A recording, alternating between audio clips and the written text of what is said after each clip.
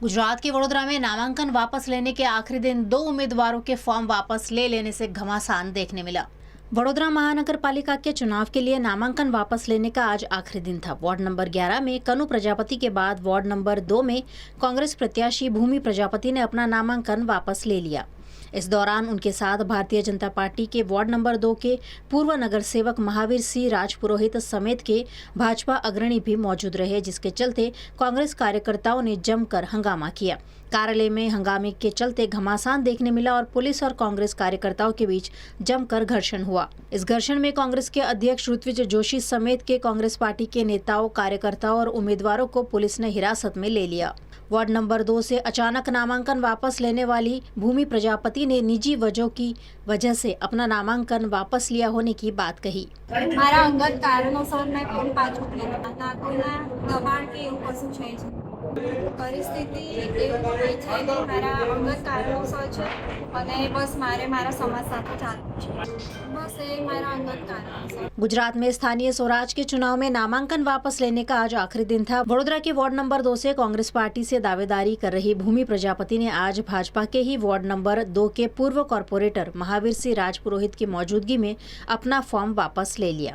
Form वापस लेने के बाद भूमि प्रजापति सांसद डॉक्टर हेमांग जोशी के घर पहुंची, जहां उन्हें भारतीय जनता पार्टी का खेस पहनाकर उन्हें पार्टी में शामिल कर लिया गया। बस मैं मारा अंगत कारणोसर फॉर्म पाछું ખેંચ્યું અને મને એવું લાગ્યું મારે સામાજિક કાર્યકર્તા તરીકે જ કામ કરવું છે, મારા સમાજના વડીલો સાથે રહીને, મારા સમાજની સાથે રહીને। બસ મને એવી કોઈ હોદ્દાની કે એવી કોઈ આશા નથી, પણ જો બીજેપી મને કોઈ આગળ એક્ટિવ કરવા માંગશે તો હું હર હંમેશ માટે રહીશ। ના, ત્યારે મારો લોક હતો કે જે ટિકિટ મેં ભરી, ફોર્મ ભર્યું ત્યારે મને મળી ગયું અને અત્યારે મારો ગુડ લક છે કે સમય જતાં મને ખબર પડી ગઈ।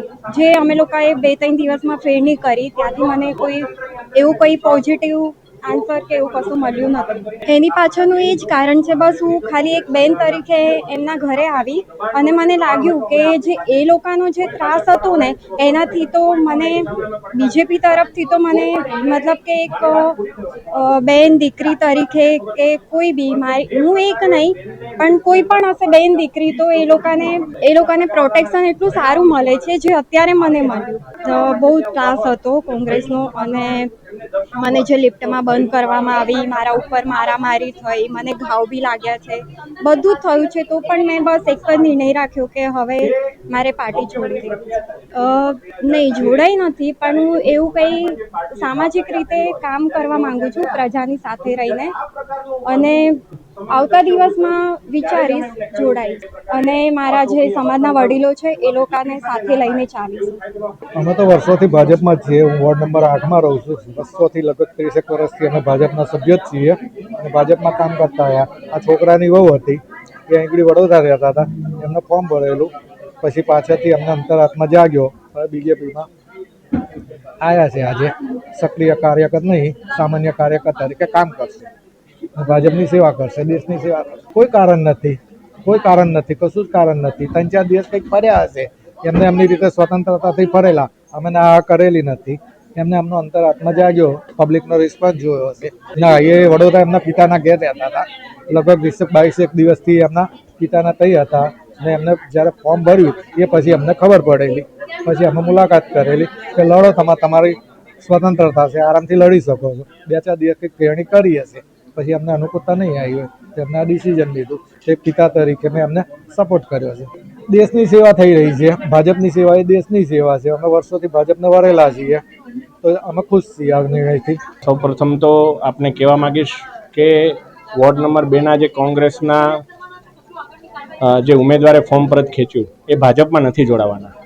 એમણે ફોર્મ પરત એટલે ખેંચ્યું કે જ્યારે તેઓને પરાણે ઉમેદવાર બનાવવામાં આવ્યા, એવા તો ઘણા 76માંથી ઉમેદવારો છે જેમને પરાણે ઉમેદવાર બનાવવામાં આવ્યા અને પછી ઉમેદવારો જ્યારે લોકો વચ્ચે પ્રચાર કરવા જતા હતા ત્યારે મતદારો દ્વારા એમને એવું કહેવામાં આવતું હતું કે તમે તો અમને મૂર્ખ કીધા છે। કોંગ્રેસ પાર્ટીએ તો ગુજરાતની જનતાને મૂર્ખ કહી છે અને તમે લોકો હવે આવી અને આ પ્રકારે અમારી પાસે પ્રચાર કરવા આવો છો। ત્યારે બેનનો જે આ અંતરાત્માનો અવાજ એમણે સાંભળ્યો, એમના પરિવાર સાથે, એમના માતા પિતા, સાસુ સસરા અને તમામ લોકો મળી અને જ્યારે તેઓ સમાજ સાથે ફોર્મ પરત ખેંચવા માટે ગયા અને જે કોંગ્રેસના ગુંડા તત્વોએ જે પ્રકારની ગુંડાગર્દી કરી, લિફ્ટ આખી ફસાવી દીધી, 20 મિનિટ સુધી બેનને ખબર નથી કે હવે પોતે ત્યાંથી જીવતા બહાર નીકળવાના છે કે નહીં. એમના જે ઓરિજિનલ ડોક્યુમેન્ટ કે જેમણે ભરીને આવ્યા હતા સબમિટ કરવા માટે, એ ડોક્યુમેન્ટ ફાડી નાખ્યા. એમની સાથે જે પ્રકારનો દુર્વ્યવહાર થયો, આ દુર્વ્યવહાર જોઈને અમારા સૌએ કાર્યકર્તાઓએ નક્કી કર્યું કે બેનને આ પ્રકારે જો માનસિક રીતે હેરાન કરવામાં આવતા હોય, શારીરિક રીતે હેરાન કરવામાં આવતા હોય તો ભારતીય જનતા પાર્ટીનો એક એક કાર્યકર્તા એમની સાથે છે અને ક્યારે પણ એમને એકલા નહીં પડવા દઈએ. પ્રજાપતિ સમાજ એ સમાજ હંમેશા લોહી પાણી એક કરીને મહેનત કરતો સમાજ છે અને જ્યારે આ સમાજના લોકોની સવારે એક પ્રજાપતિ સમાજના આપણા મિત્રને જે પ્રકારે હાથ ચાલાકી થઈ, અત્યારે અમારી દીકરીને જ્યારે હેરાન કરી હોય, ત્યારે અમને હંમેશા સમાજ જ્યારે અમારી સાથે ખડે પગે ઊભો હોય તો અમારી પણ જવાબદારી છે કે સમાજ સાથે ખડે પગે ઊભવાનો આજે અમારો વારો છે. અને એમણે જે પ્રકારે નિર્ણય લીધો છે એને હું બિરદાવું છું અને એમના સમગ્ર પરિવારનો હું આભાર માનું છું કે એમને મને એક સારી એવી મહિલા તરીકે સિલેક્ટ કરી. યંગ છું અને એમને પણ ખબર છે કે હવે યંગ છોકરાઓ બધું બહુ માંગે છે, તો હું એના ઉપર કામ જરૂર કરીશ.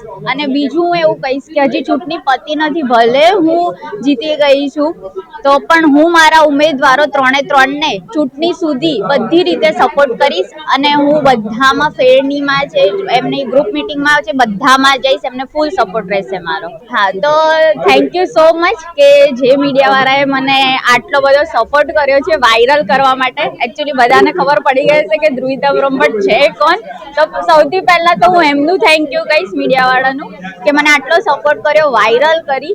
હવે બીજી પણ એક વાત છે કે એ મારા શબ્દો માતાજીના જે હતા એ આજે સાચા પડી ગયા છે. Thank you so much.